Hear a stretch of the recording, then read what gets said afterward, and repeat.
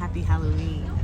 I am at Screamfest in Maggie Valley, North Carolina, and I thought I would take a moment to record and do a reading.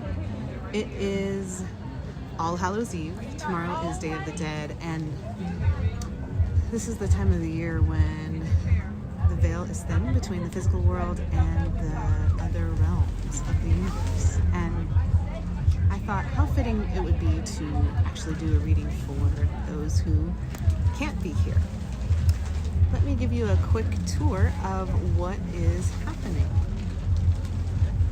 Here is the tent. Got some candles and the cards, which I'll read in just a moment, and more candles.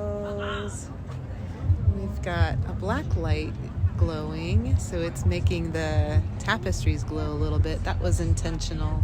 We've got the tree of life over here and another tapestry, and of course I love those chakras and working on chakras, and so yeah. So in a moment I'm going to do a reading and we can focus on the cards. It hasn't been super busy, but actually I've welcomed that because it's allowing me to do a reading while I'm at the festival. And it's Halloween, how fun.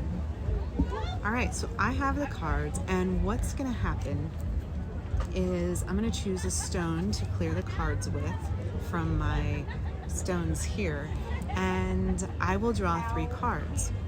When I draw them, I'll pan over to the cards, and from there, I'll have you choose one that seems to speak to you, and then I'll give you a message about what that card seems to be saying. Lots of fun noise, lots of fun things happening, so you'll hear that in the background. But as I do this, I just invite you to take a moment to breathe. And it is a time when we think of our ancestors, those who have come before us in that wisdom. And I would like to also honor my grandmother. She passed away October 29th, so just a few days ago. And I don't feel her presence yet, but I would just like to honor her, especially for Day of the Dead, and all of my relatives who have passed. And I invite you to think about that too. Honor, take a moment to breathe for those who have gone before us and lived their lives and then can now bestow wisdom upon us from the other side.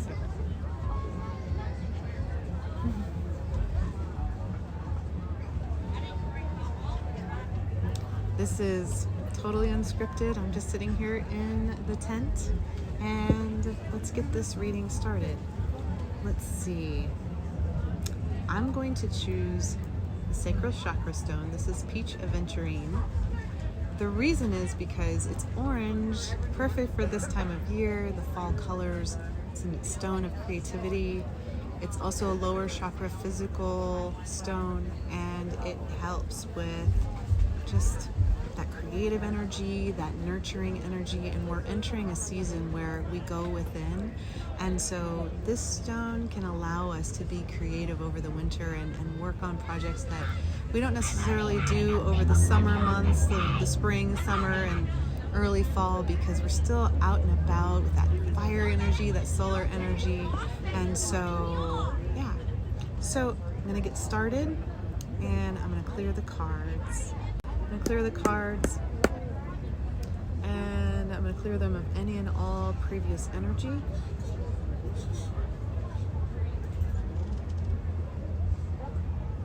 And I ask that the message that comes through for your highest good.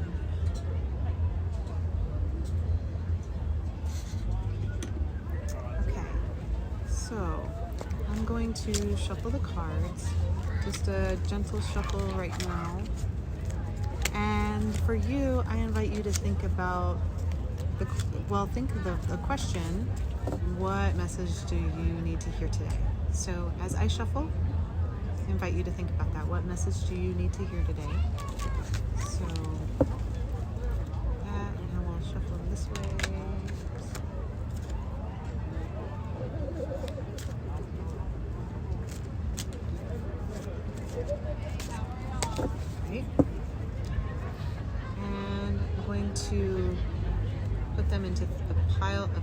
well, divide the deck into 3. Let's see if I can turn this down a little bit so you can see. Here we go. And let's see.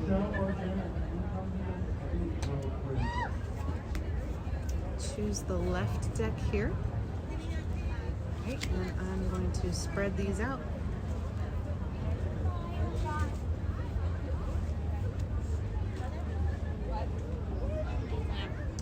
Okay, then I'm going to choose the first card.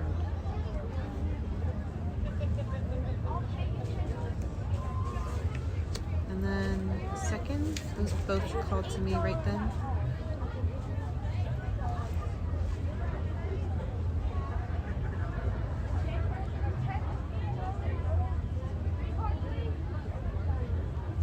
And card number 3.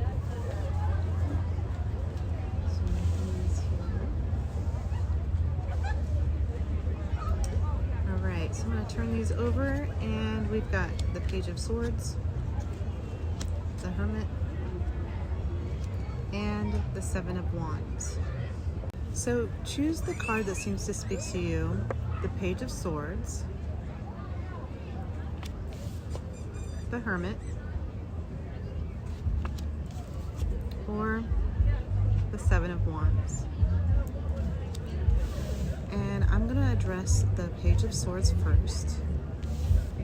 If you chose the Page of Swords, this is a card of good news coming in that concerns things that you've been working on, say agreements or contracts, but also it's good new mental energy, and it is a gentle call to be mindful of cultivating that third eye energy. Whenever you see swords, there's mental stuff going on, and so this is a good time, especially this time of year, today, to just embrace something that you've been working on, whether it is a new project, but it requires getting an agreement with someone or signing a contract, or something new that involves work that you've been involved with and other people around you that you want to involve in this project, that you need to involve in order to move forward.